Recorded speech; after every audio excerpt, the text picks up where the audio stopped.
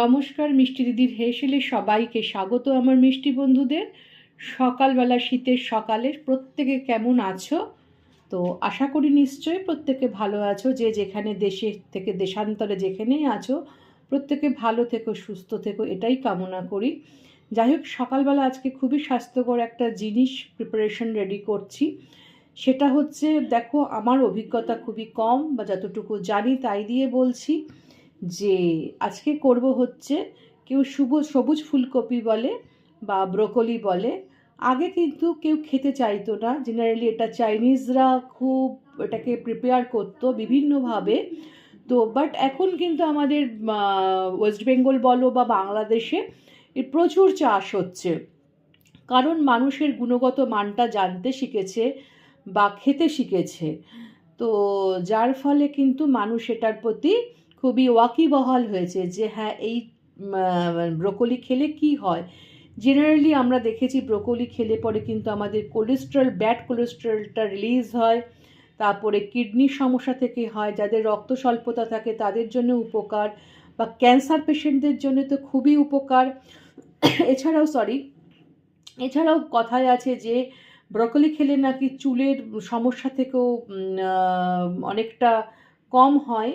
এছাড়া তো মানে অজস্রের মধ্যে প্রচুর পরিমাণে ম্যাগনেসিয়াম, পটাশিয়াম আছে। তো জেনারেলি দেখো, আমরা তো একটু অনেকটা প্রিপেয়ার করে খাই, তো যার ফলে হয়তো একটু গুণগত মানটা কমে যায়। কিন্তু চাইনিজরা কিন্তু জেনারেলি ওরা বয়েল জিনিসটাই খায়, তো তার গুণগত মানটা একটু বেশি থাকে। তো আমাদের বাঙালিরা তো অতটা বয়েল খাই না। এটা স্যালাড করেও তোমরা খেতে পারো। তো যদি আমি একদিন পারি তো এটা স্যালাড করে তোমাদের দেখাবো, কারণ আজকাল সবাই হেলথ কনসাস, তাই সেই জন্য কিন্তু এটা স্যালাড করে একদিন আমি তোমাদের দেখাবো। তো দেখো, এখানে আমি নিয়েছি আলু আর ব্রোকলি। এই আলু আর ব্রোকলি কিন্তু আমি মানে খুবই মাইল্ড বয়েল করেছি, তোমরা দেখলেই বুঝতে পারবে। এই দেখো, দেখতে পাচ্ছ আমার কিন্তু গলেনি, কিন্তু নরম হয়েছে। এই দেখো, গলে যায়নি কিন্তু নরম। প্রত্যেকটা ব্রোকলি কিন্তু আমার একদম গ্রিন হয়ে রয়েছে। আর কি বলো তো, একদম কোনোটা ভাঙেওনি, কিছু হয়নি। আর আলুটাও দেখো একদম নরম হয়েছে, কিন্তু তোমার গলে যায়নি। ঠিক আছে, কি প্রিপেয়ার করব তোমরা দেখতে থাকো। অনেকগুলো জিনিসই তোমরা এখানে বাটিতে দেখতে পাচ্ছ, কিন্তু যদি বুঝতে পারো তো খুবই ভালো, কিন্তু না হলে পুরো রেসিপিটা তোমরা প্রথম থেকে শেষ অবধি দেখো, তাহলে বুঝতে পারবে। তো এখানে নিয়েছি হচ্ছে থেতো করে রাখা তোমার রসুন, আর লঙ্কা কুচি করে নিয়েছি। লঙ্কাগুলি খুবই ঝাল, অনেকে দুভাগ করে ফেরেও দিতে পারো, তো বাট আমি এটা এভাবেই দিয়েছি, কারণ ওই লম্বা লঙ্কাগুলো মুখে পড়লে ঝাল লাগতে পারে। তো এখানে নিয়েছি হচ্ছে আধখানা পাকা টমেটো, অর্ধেক তোমার কাঁচা টমেটো, কড়াইশুঁটি, পেঁয়াজ কিউব করে রাখা, এখানে হচ্ছে ক্যাপসিকামও কিউব করে রাখা। তো চলো প্রিপারেশনে মেইন জিনিসটাই চলে যাই। কিভাবে কি করব তোমরা দেখতে থাকো। গোছাতেই যা একটু সময় লাগে, কিন্তু বাট করতে বেশিক্ষণ সময় লাগে না। এটা কিন্তু রুটি, পরোটা এগুলোর সঙ্গে বেশি ভালো লাগে। লুচি ভাত দিয়ে খেতে পারো, কিন্তু মেইন আইডিয়াল হচ্ছে রুটি, পরোটা, লুচির সঙ্গেই বা নান, যে কোনো হোয়াটএভার ওই টাইপের রুটি টাইপের জিনিসের সঙ্গে কিন্তু বেশি যায়। তো যাই হোক, এবার আসল কর্মযজ্ঞে হাত দিই। তো চলো তাহলে। দেখো, আমি কড়াইতে কিন্তু হোয়াইট অয়েল বা সাদা তেল নিয়ে নিয়েছি। এবারে এর মধ্যে কী করব, খুব ভালো করে আমি তেলটা গরম করে নিয়েছি। নেওয়ার পরে কি করবে, এই যে অল্প একটু নুন দিয়ে বয়েল করে রাখা আলুগুলো একটু সুন্দর করে ভেজে নেব লাল করে। আর এর গায়ে একটু অল্প নুন ছিটিয়েও দিয়েছি। তেলটা ভালো করে গরম করবে, নইলে কিন্তু যদি তেলটা গরম ভালো করে না হয় না, আলুগুলো তাহলে বেশি ভ্যাটভ্যাটে টাইপের তোমার একটা বাজে গন্ধ আসবে, বা যখন ভাজবে একদম গলে যাবে। মানে তেলটা গরম হলে কী হবে, জিনিসটা তোমার ভাজাও হবে, প্লাস জিনিসটা নরম হয়ে গলেও যাবে না, ফট করে লাল হয়ে সুন্দর করে হয়ে যাবে, ভাজা হয়ে যাবে।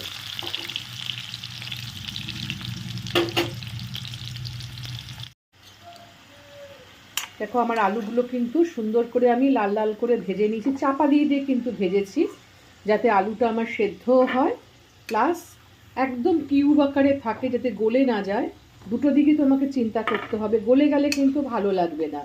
ওই জন্য আমি চাপা দিয়ে দিয়ে পুরো আলুটাকে লাল লাল করে ভেজে নিয়েছি। ঠিক সেম প্রসেসে কিন্তু ব্রোকলিটাকেও একটু ভেজে নিতে হবে। তো এবার ব্রোকলিটা একটু ভেজে নিই।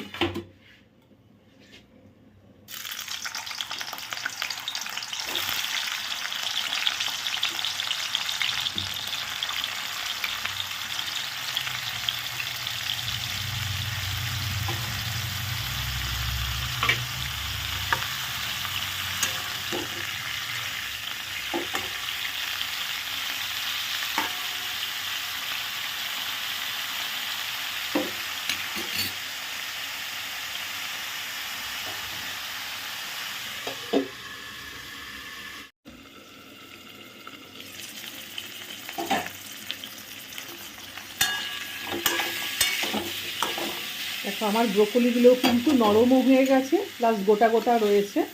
তো আমি কিন্তু এবার ব্রোকলিগুলো তুলে নিচ্ছি।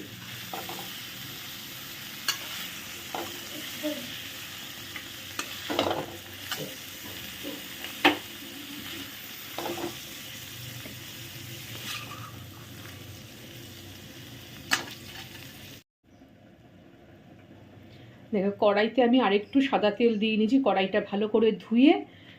আর তোমরা কি কেউ কিছু বুঝতে পারছো এখনো পর্যন্ত যে কি রান্নাটা হচ্ছে? তো যাই হোক, তেলটা আমার ভালো করে গরম হয়ে গেছে, এর মধ্যে দিয়ে দিয়েছি থেতো করে রাখা রসুন। রসুন দিয়ে কখনো কিন্তু আঁচটা বাড়িয়ে দেবে না, সবসময় চেষ্টা করবে লো ফ্লেমে করার।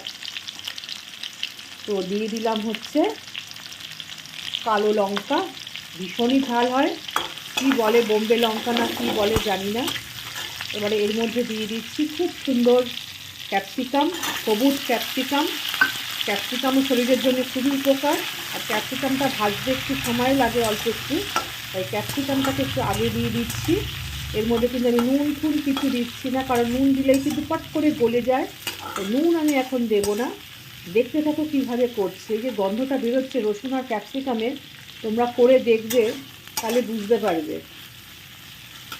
আচ্ছা, এর মধ্যে দিয়ে দেবো এবার কিউব করে কেটে রাখা পেঁয়াজ। এগুলো লো ফ্লেমে হতে থাকুক। তারপরে কি করছি দেখো, দিয়ে দিচ্ছি কাঁচা পাকা টমেটো,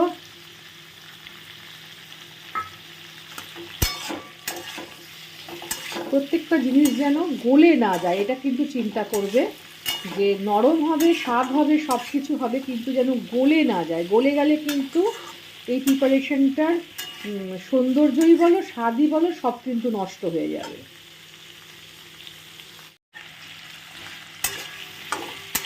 যখন দেখবে প্রায় অনেকটা মানে ভাজা ভাজা হয়ে এসছে সব কিছু, ঠিক সেই সময় দিয়ে দেবে আন্দাজ করে নুন, আর দেবে হচ্ছে একটু আন্দাজ মতো চিনি দিয়ে আবার ওইটাকে একটু মিডিয়াম ফ্লেমে করবে, একদম লো ফ্লেমে করতে যাবে না, তাহলে কিন্তু গলে যাওয়ার চান্স থাকবে এটা। হ্যাঁ, তো এটাকে ভালো করে একটু আরেকটু চিনি আর নুনটা গলে একটু ভাজা ভাজা করে নিই।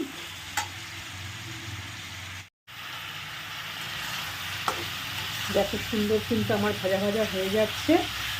আর কি জানো তো, ডক্টররা যেটা বলে থাকেন, দিয়ে দিলাম কড়াইশুঁটি, যে কোনো কালারফুল সবজি খাওয়া শরীরের জন্য খুবই উপকার। কিন্তু তোমরা বলবে যে এখন যা পেস্টিসাইড বা তোমার যা সার ইউজ করা হয়, একদম কথাটা ভুল নয়, যে তাতে আর কোনো কিছু কালারফুলই বলো যাই বলো কোনো গুণগত মান কতটা থাকে খুবই কোশ্চেনেবল। তো সেই জন্য তাও তার মধ্যে আমাদের বাঁচতে হবে। আমরা কোভিডের মতো জিনিসকে যদি আমরা মানে শরীরের মধ্যে নিতে পারি, অতএব কিনা সেটার সঙ্গে যেন মোকাবিলা করতে পেরেছি, অতএব কিনা আশা করব আমরা ঈশ্বরের আশীর্বাদে সব কিছুর সঙ্গে বোঝার চেষ্টা করব। তো যাই হোক, সুন্দর করে ভাজা ভাজা হয়ে যাচ্ছে, যেন কোনো রকম জল না থাকে এর মধ্যে। ওকে, আমার কিন্তু এটা হয়ে গেছে। তো মেইন যে জিনিস যেটা ব্রোকলি আর আলু, সেটা আমি এবার এর মধ্যে দিয়ে দিলাম, দিয়ে ভালো করে একটু ভাজা ভাজা করে নিয়ে যাবে মিডিয়াম ফ্লেমে।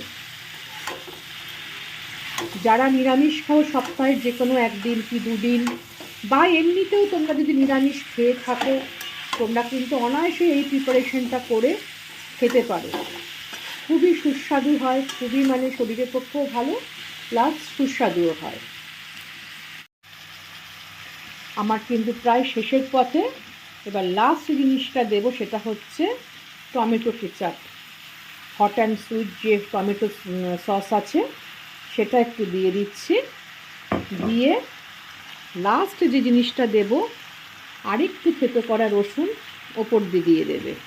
এই জিনিসগুলো দিয়ে কিন্তু বেশিক্ষণ নাড়াবে না, জাস্ট একটু দিয়ে চাপা দিয়ে রেখে দেবে, দেখবে দারুণ স্বাদ হবে। দিয়ে একটু চাপা দিয়ে দিই, ব্যাস। তাহলে তোমরা দেখতে পাচ্ছ তো, দেখো এই যে ব্রোকলিটা আমার কিন্তু ফুল রেডি। আমি পুরোটা আনিনি, আমি জাস্ট প্ল্যাটারে একটুখানি নামিয়ে নিয়ে এসেছি তোমাদের। ওরে বাবারে, কথা বলতে দেবে না, এত মানে কথা বলতে দেখলেই হলো। তো কিভাবে করলাম তোমরা তো দেখলে।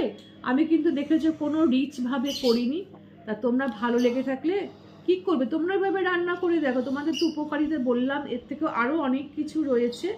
তো ভালো লেগে থাকলে কী করবে, লাইক, শেয়ার, কমেন্ট, আর অবশ্যই পাশে থাকা বেল আইকনটা। আমার নতুন নতুন বন্ধুদের জন্য বলা, নতুন বছরে আমার নতুন বন্ধুরা যদি আমার সঙ্গে আসো, থাকো, জয়েন করো, তাহলে কিন্তু অনেক কিছু দেখতে পারবে।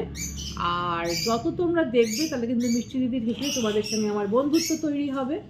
তাহলে কী করতে হবে, তোমরা ভালো থেকো, সুস্থ থেকো, সাবধানে থেকো। কথা বলতে দিচ্ছে না, বাপরে বাপ।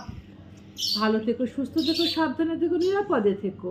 আর তোমরাও এইভাবে ব্রোকলি রান্না করে খেয়ে দেখো। আবার একদিন অন্যরকমভাবে দেখাবো। তোমার দাদা আজকে আর একটা বিশাল বড় ব্রোকলি নিয়ে এসছে, ভাবছি স্যুপ করে তোমাদের একদিন দেখাবো। খুবই হেলদি জিনিস এইটা। তাহলে আজকের মতো বিদায় নিচ্ছি তোমাদের কাছ থেকে, টাটা।